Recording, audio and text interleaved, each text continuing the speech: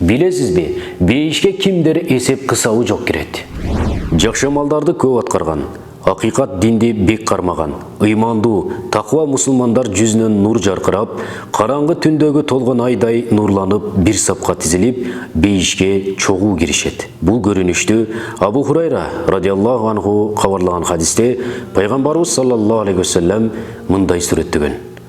Бейишке кире турган эң биринчи топтун көрүнүшү караңгы түндөгү толгон айдай нурлуу болот. Бейишке киргендер анда какырынып түкүрүнбөйт, ажатканага да барбайт. Алардын идиштери алтын, тарактары алтын күмүштөн. Түтөткү салчу идиштеринде уут талынан жыпар жыты буркурайт. Агып чыккан тери миск жыттанат. Ар бир адамга 2ден аял берилет. Алар ушунчалык сулуу, аппактыгынан балтыр этинин ичиндеги жилигинен чучуктары көрүнүп турат. Ал аялдардын ортосунда талаш тартыш, жек көрүү, кызганыч болбойт.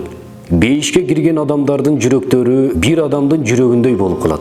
Алар дайыма Алланы аруулап, мактап турат. Ал эми Сахал бин Саадтын айтымында пайгамбарыбыз саллаллаху алейхи вассалам менин үммөтүмдөн 70 000 же 700 000 адам сөзсүз бейишке чогуу кирет. Алардын жүздөрү караңгы түндөгү толгон айдай жаркырап турат деген. Абу Бакранын айтымында пайгамбарыбыз саллаллаху алейхи вассалам мынтип айткан: Үммөтүмдөн 70 000 адам бейишке эсеп кысапсыз кирет. Алардын жүзү караңгы түндөгү толгон айдай жаркырап, жүрөктөрү бир адамдын жүрөгүндөй болот. Ошондо мен Аллага кайрылып, буларга дагы кош деп суранам. Алардын ар бирине өздөрү менен бирге дагы 70 000ден мусулманды ала кирүүгө уруксат бердим дейт Аллах Таала.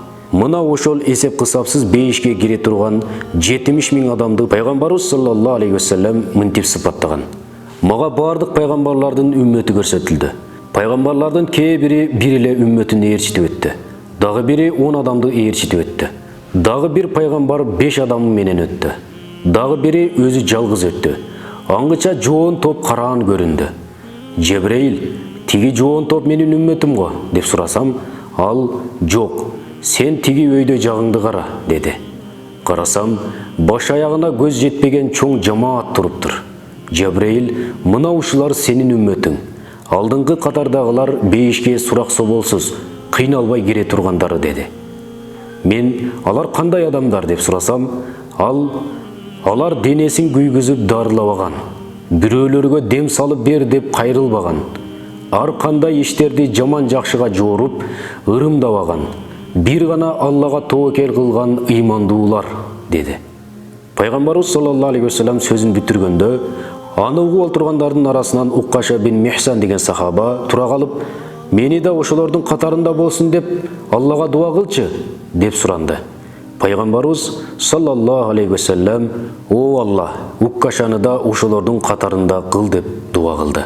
Мени да ошолордун бири болсун деп дуа кылчы деп суранды. Бирок пайгамбарыбыз саллаллаху алейхи вассалам: Сен Уккашадан кечигип калдың деп койду. Бейишке эсеп кысапсыз кирүүчүлөр Аллах Таала касиеттүү Куранда жакын болгондор, алдыңкылар деп сыпаттаган адамдар болуусу толук мүмкүн.